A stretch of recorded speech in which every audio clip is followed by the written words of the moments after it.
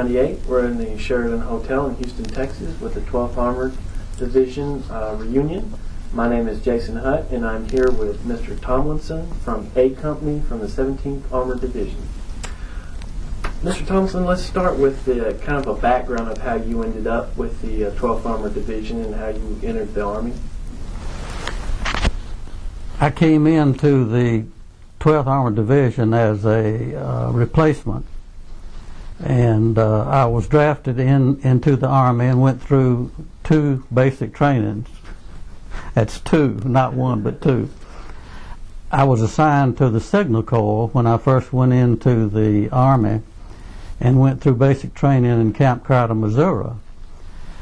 At the end of my basic training, they needed some additional people in the infantry, so they classified the whole camp into the infantry and shipped us to Fort Gordon, Georgia for infantry training. And we went through infantry training at Fort Gordon and later was shipped overseas and joined the 12th Armored Division. And some of the instances that happened could be classified a night of confusion, or so many things during those times were very confusing and mixed up. In the heat of battle, there one night, this German Tiger tank turned the corner on this cobblestone street and caught Brown and myself, and we just jumped down on the ground, laid down on the ground to get out of the way of the tank itself.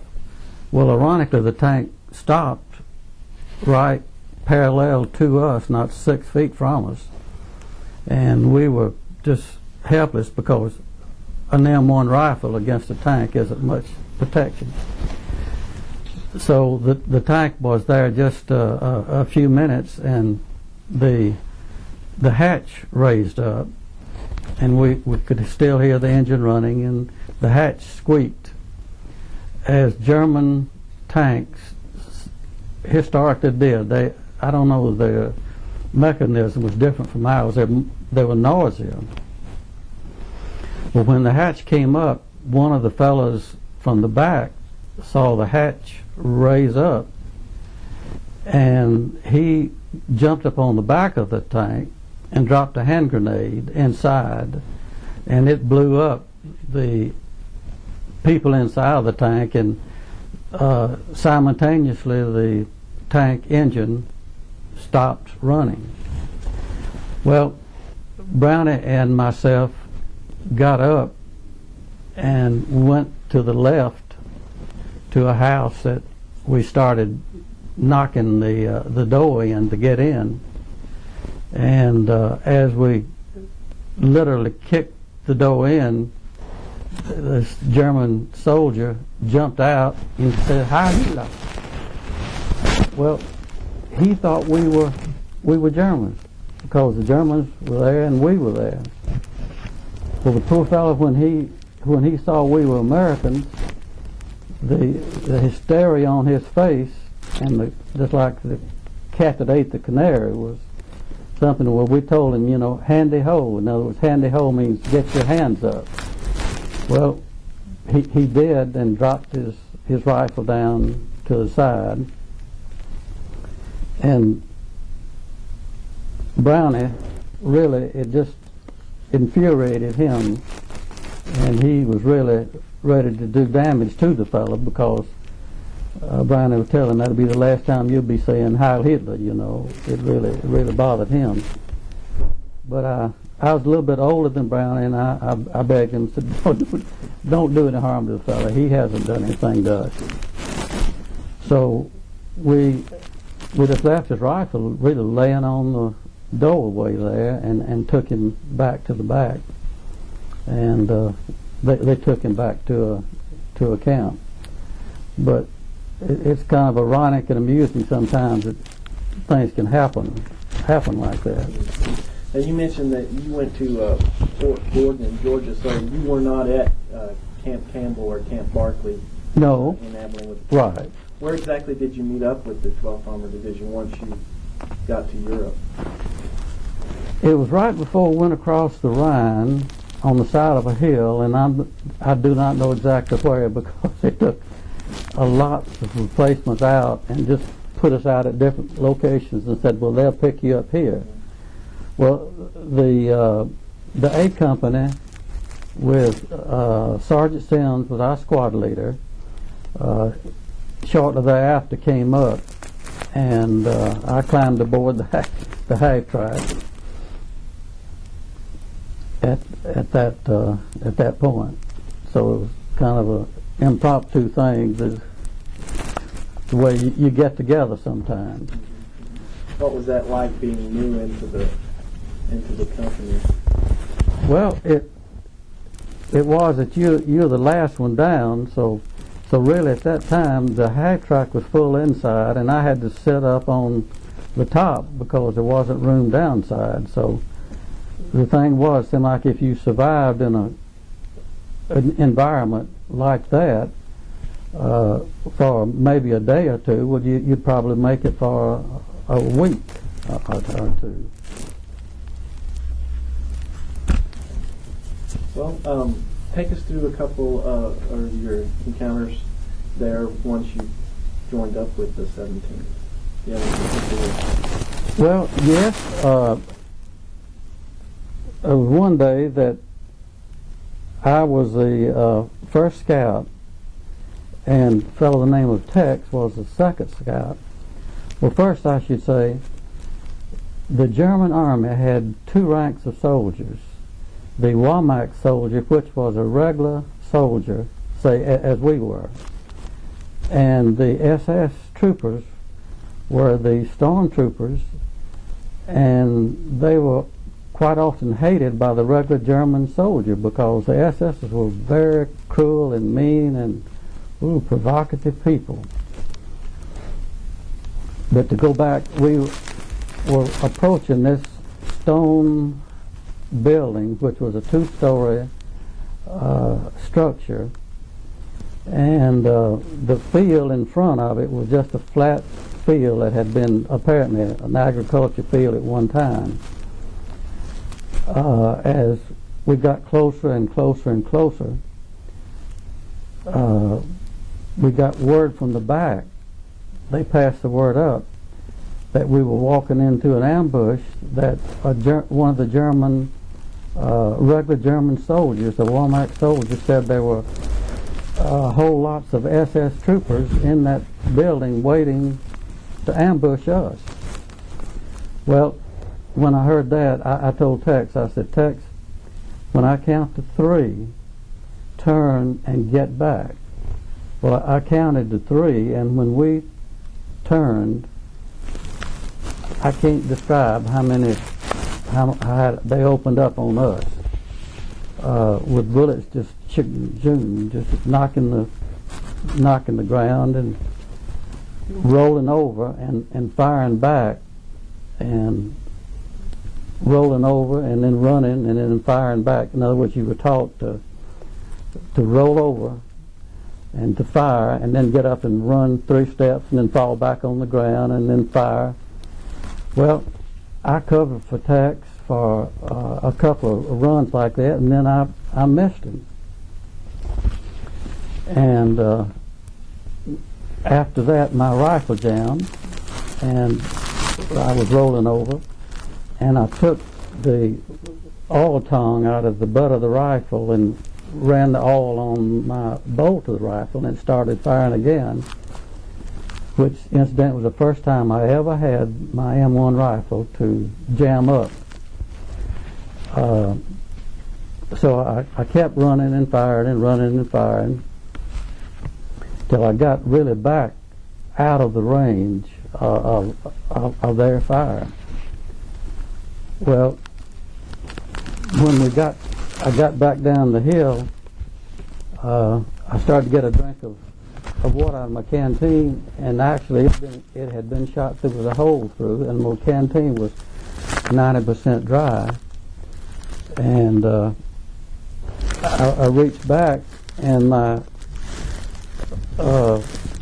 fatigue jacket was ripped, and my wallet was gone.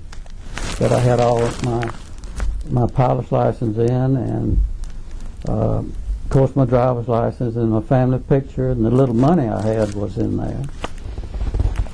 Well, at that time it started getting dark, and so we just, some of the company commanders called for artillery to come up to, put artillery onto the building.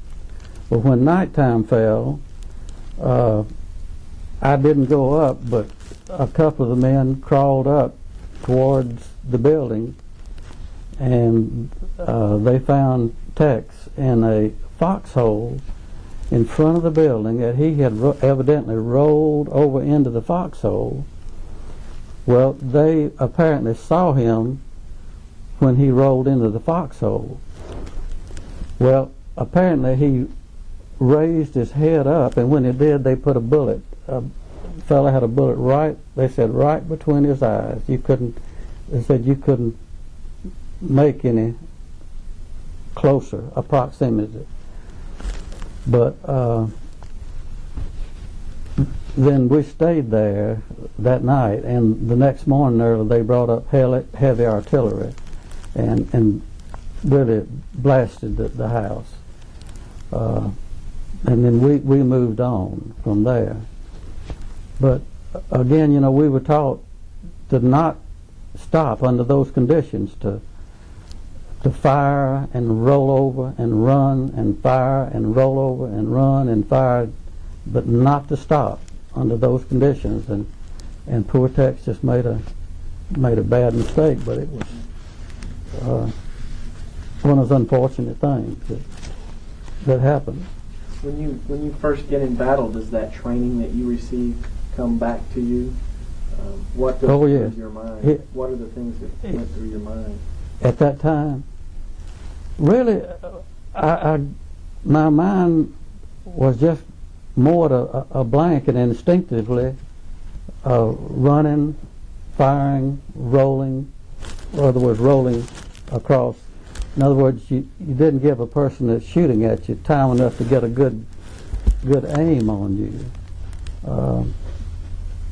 So I guess the training, if you really pay attention to what you're being taught, it's probably that old subconscious mind that makes you do it without really thinking.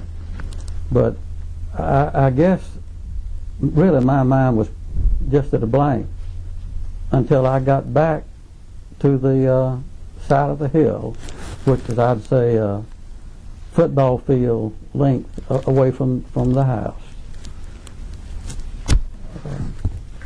But the Germans, they had a single-shot rifle they called a Mauser, and they were so accurate with those things, just absolutely unbelievable how accurate they were.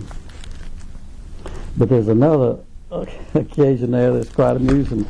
We'd been told that there were a mass of Germans in this place, and our company was just literally crawling through the woods there. And this day I was a second scout. I was back behind the first scout, and we had crawled for, I'd say, half a block. And all of a sudden I heard firing, rifle firing, bang, bang, bang, bang. But I realized it was to my back. Well, I rolled over and looked back, and this young fella had jumped up. A deer had ran by, and he jumped up and started shooting at the deer. So, of course, that gave our position away, and we had to crawl real quickly back to the rear, away from where we were. But he didn't hit the deer, and of course he got quite a lesson from everybody. Said, "Don't you do that again. Quit shooting at the deer." There was another time that our medic Chamberlain was shot, and it was real tragic. And it was during a battle, and I heard someone calling for medic, screaming out, "Medic, medic!" Well, our medic was Chamberlain, and Chamberlain went up, and shortly, just within a minute or two time, well, I heard a bang, and Chamberlain crawled back and said, "I'm hit." Well, they had put a bullet right between his Red Cross, on his helmet, right between the Red Cross, and the bullet went through his head. But he was still alive at that time, and he just said, "I'm hit," and blood was running down his face. And poor fellow, I pulled him back for, I don't know, 25 or 30 feet till some of the others got a hold of him and got him back, but he didn't make it.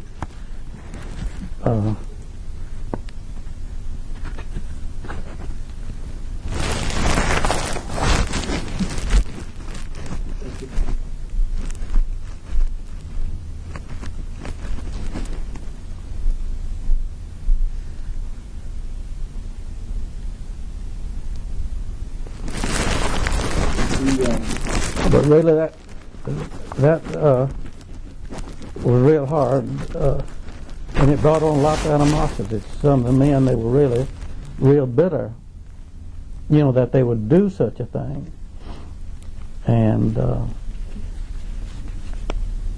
did bring on some reprisals from some of our men. I understand that, but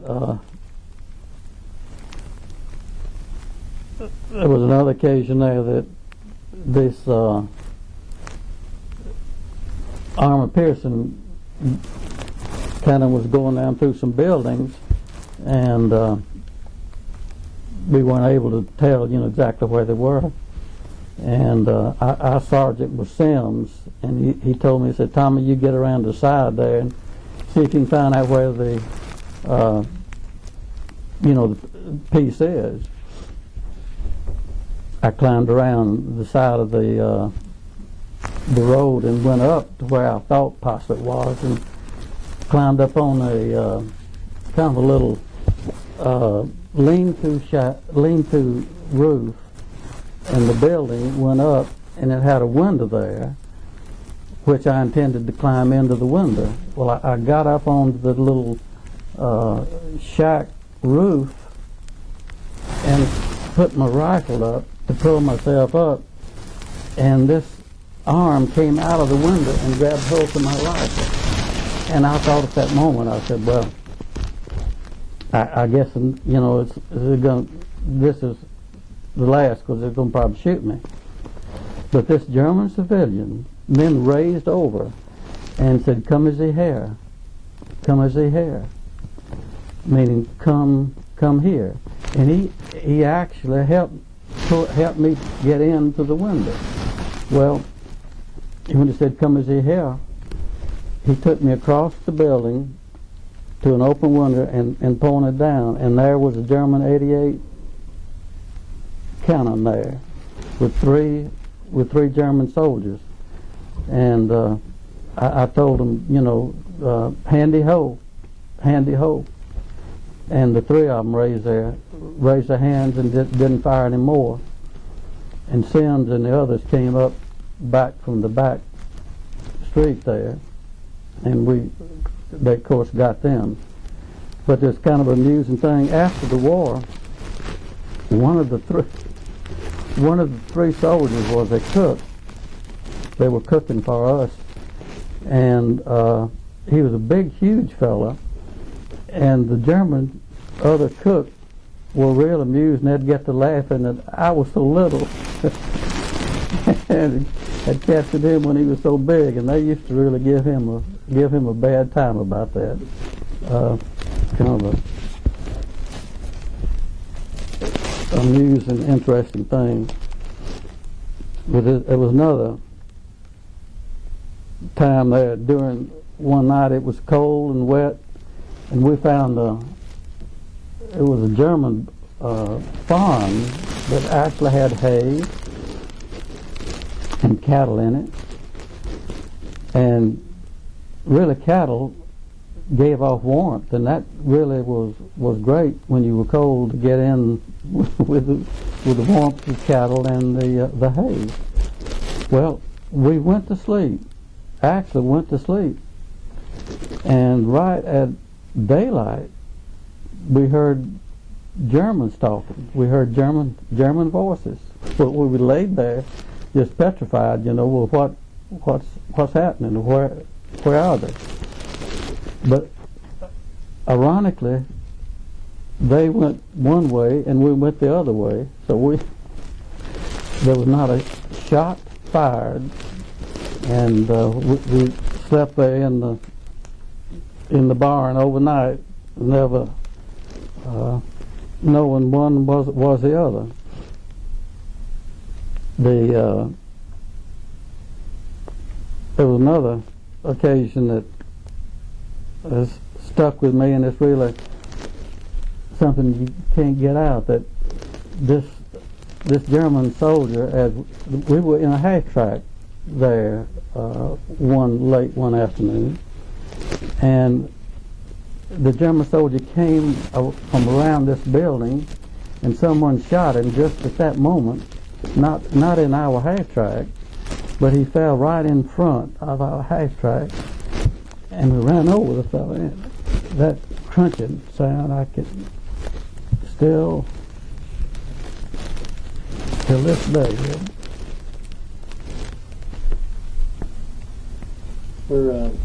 Was your company, or were you directly involved in the Battle of Herlisheim?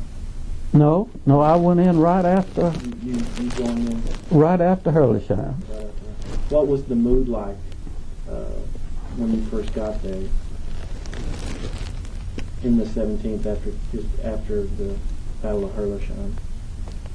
Well, of course, they had lost lots of men during Herlisheim, and that was one of the replacements. That I was one of the replacements for Herlisheim.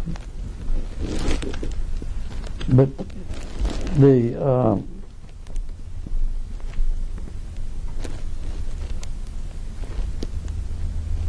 strafe, the first time that I ever knew there was a jet airplane, our column was going down this field, and we heard these explosions, and we thought we'd gotten in, to landmines, so we slowed up, thinking that, not to move, that to get on any more landmines. But then what had happened? This German jet came down the column and was strafing and dropping bombs on us, and it happened so fast that we did not know that it was an airplane that did it until it was gone. And someone said, no, that was an airplane. So it was just complete surprise.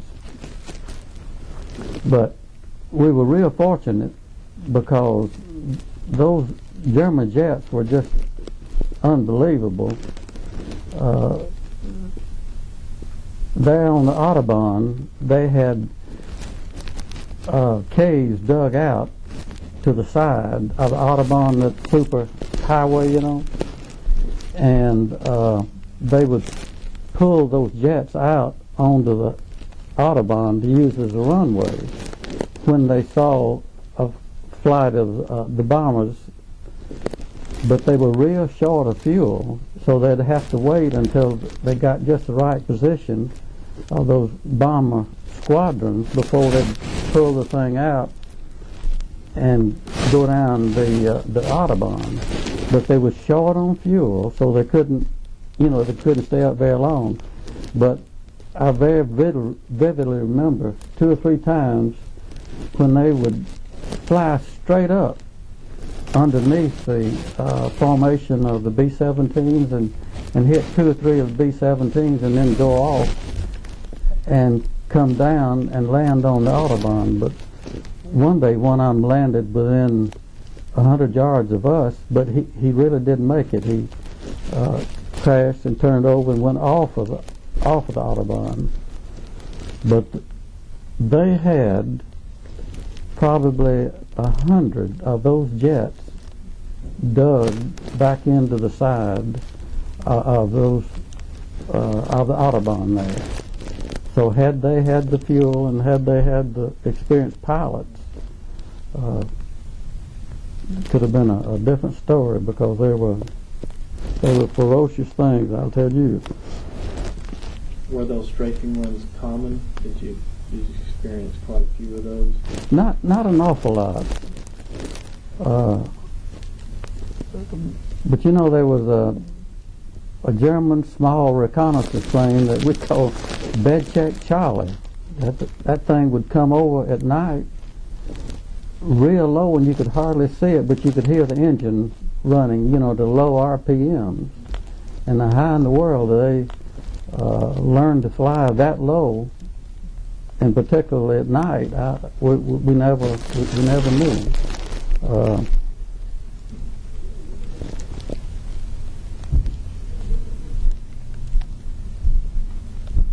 But you know, during the combat there, one day there was this German, elderly German soldier. I'd say elderly. He was less than my age, but he must have been 50. And he was wounded. He was bleeding pretty profusely from his side of his neck, and he was kind of staggering a little bit. And I tried to help him. He didn't have a rifle. He was walking back towards the rear, and I tried to help him, and he wouldn't let me help him. But he had 5 German Purple Hearts on. 5 Purple Hearts. Just think of where that fellow had been. No fellow had probably been to Russian front. But to be strong enough to not accept help when you're wounded, and he was really wounded, really severely. He's a strong person.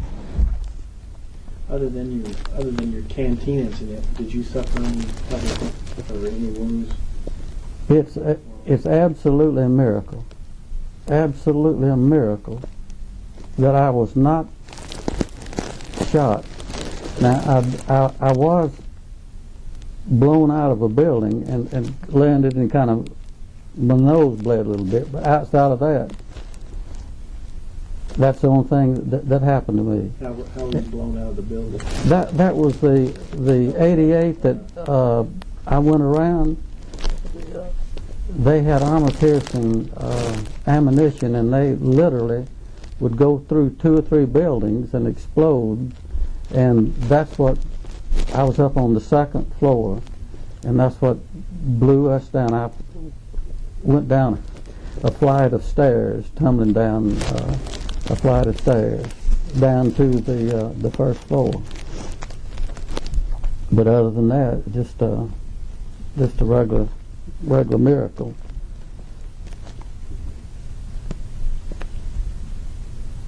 But I very vividly remember the day that President Franklin Roosevelt died.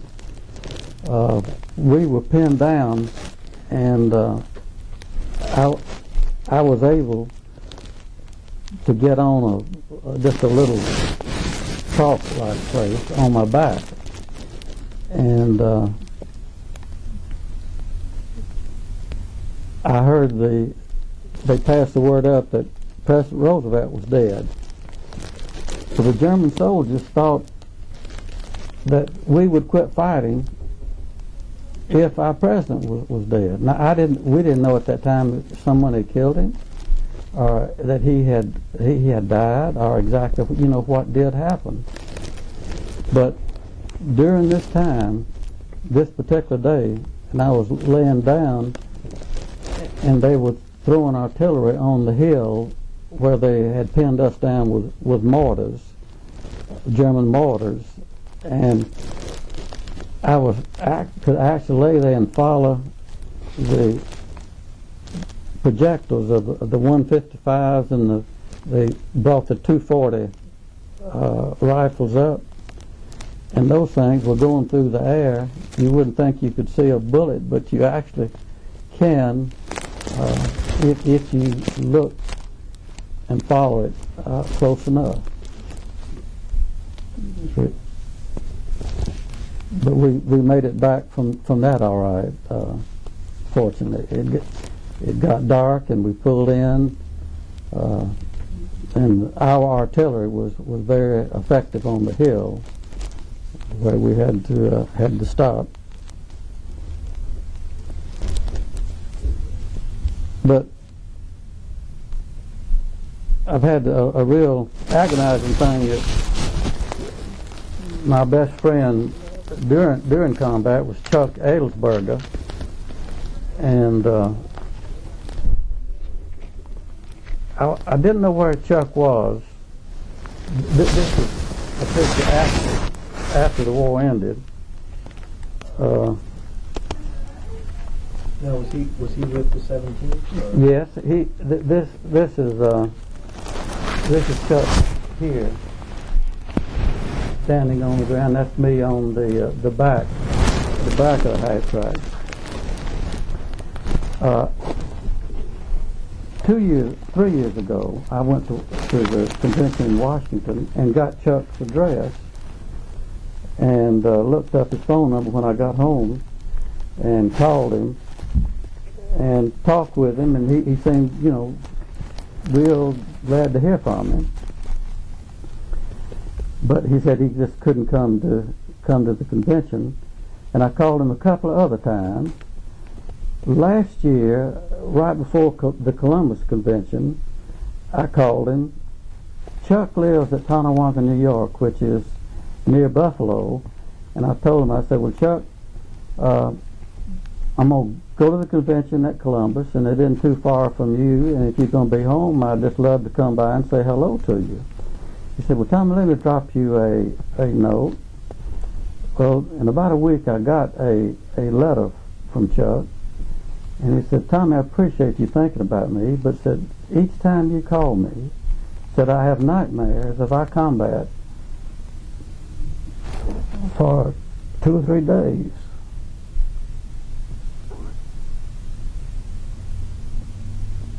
And he said, I haven't told anyone about our experiences, our combat experiences. Even my sons, I haven't told my sons or my wife. And my eldest son, which is getting married in 2 weeks, he's never been married before, but he's getting married in 2 weeks from the time you would be here. And I'm afraid if you came, I wouldn't be able to go to his wedding. So I have agonized for the last year of really what to do. I thought I should maybe call him and say, Chuck, just get it out, just talk about it. Just don't keep it within you, because no doubt the fellow is just agonizing so bad. I either write him a note. He really, I feel, needs professional help. And I was told by Bill Funk, our unit leader, about the instance I had with Chuck, and he said, well, really, he isn't the only person that has that problem. But, during the service, our Sergeant Sims, he was a rough, awful person. I mean, I hate to say it, but he was. And he would give Chuck a bad time because Chuck's grandparents came from Germany. And he would cuss Chuck unmercifully, saying, you're not aggressive enough, you're slacking back, this, that, and the other, because your grandparents came from Germany. You're just not doing what you ought to. Well, Chuck would actually, he'd just break up, and I grabbed the hold of him and told him, don't let that fellow upset you. Overlook it. So evidently he's, harbored part of that also. But I wish there's some way I could help him, because I thought an awful lot thought an awful lot of Chuck. He's a fine person. Speaking of that depression, are there times when it's hard for you to remember some of the, like you said, some of the more serious and incidents that happened to you, things like that? Are there times that they're more prevalent in your mind than others? Well, right now, but after the war, I had a pretty rough time. At time I wake up, just kind of a jerk like. But as far as having any real problems with, say, like Chuck apparently is having, I didn't, fortunately, experience that. But it has been times that it's been real difficult. What did you do when you got discharged, when you got home from the war? I was discharged, came home, and went to work with a telephone company, back with a telephone company. And 3 months after that, I had polio. And I was completely paralyzed for about 4 months. I couldn't move anything. I was completely paralyzed. Well, eventually, I learned to crawl, and I literally crawled for weeks and weeks. But I eventually got over with it, and now, I'm 77 now, and I literally run up and down the hills around our house. Did they ever figure out what caused this, or? Well, it was I don't know, it was polio, but it was a bulbar type polio that apparently either kills you at the time or you slowly get over with it. But really, I contribute my recovery to a process they call a nurse Kennedy treatment, which an Australian nurse had developed a method whereby you take a 100% wool blanket and put it in boiling water, and they would throw that hot blanket on me and roll me up in it, and you mean hot. It was just right out of boiling water.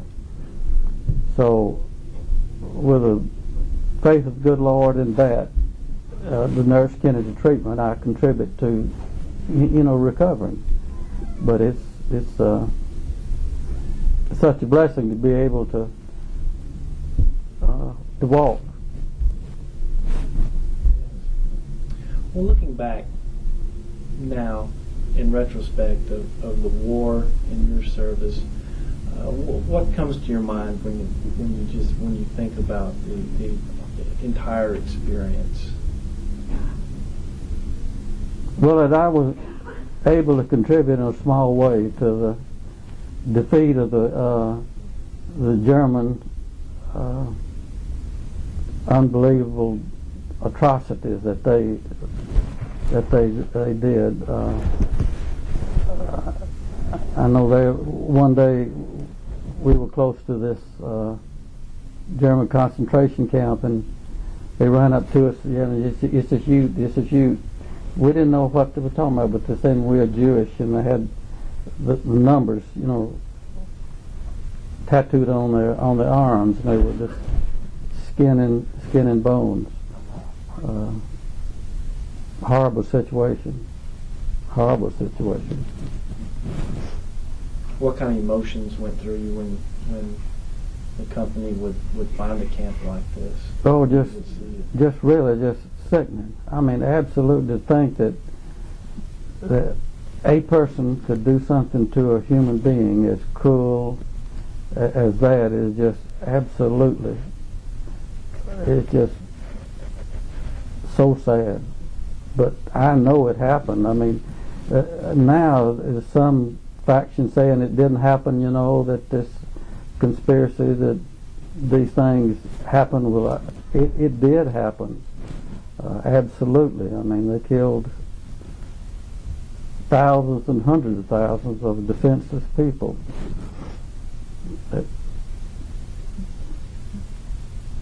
Never understand it. What are there any other recollections or memories that you have while serving with the 17th? Well, it was an interesting thing when the war was over. They said, well, we'll go home. So we left Le Havre, France, and the ship sailed down the Mediterranean, and it was just, smooth as glass, and went out through the Straits of Gibraltar, and about half a mile out, the boat started kind of lunging, and I went, bro. I said, well, apparently something didn't agree with me that I ate. Well, we went another 30 minutes, and we were just going like this. The front of that boat would go up, and you'd just be up into the sky, and then it would go down, and the rudder, the screws, would actually come out of the water, and they would just well, it did this for about 2 days, and one night about 1 o'clock the lights came on and sirens started blowing.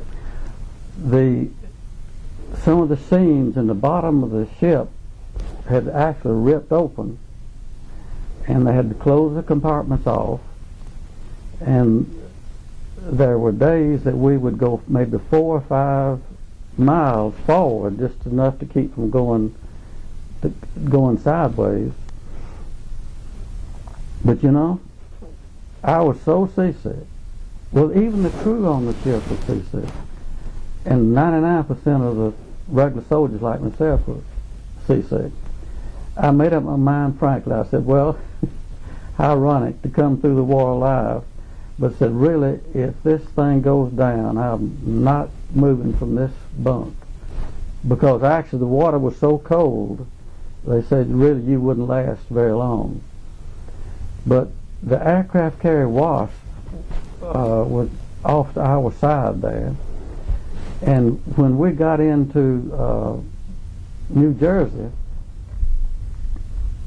they showed us some pictures of the Wasp, and it had wallowed down into the water and had torn the flight deck, that steel flight deck, the truth over the front, had torn that steel flight deck back. It was just up like this.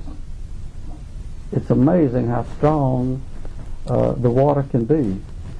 But it took us 2.5 weeks to come across the Atlantic, which normally would take, a week. But when we got into the New York harbor, the sun was just beginning to come up.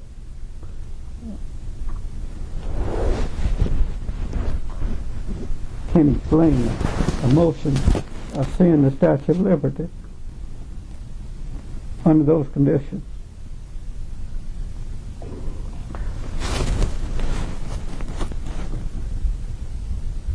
But we'd gone so slow. They put us, when we landed, they put us on an electric train. That plane must have gone 40 miles an hour, and it felt like we were flying because we'd been going so slow for so long. But that was really, really great to get back into America. We're just so fortunate to live in a country that we live in. We have our problems, but there's no place on earth like America. No place. Well, Mr. Tomlinson, I sure thank you. And I think you have a wonderful story. I'm glad that you shared it with us.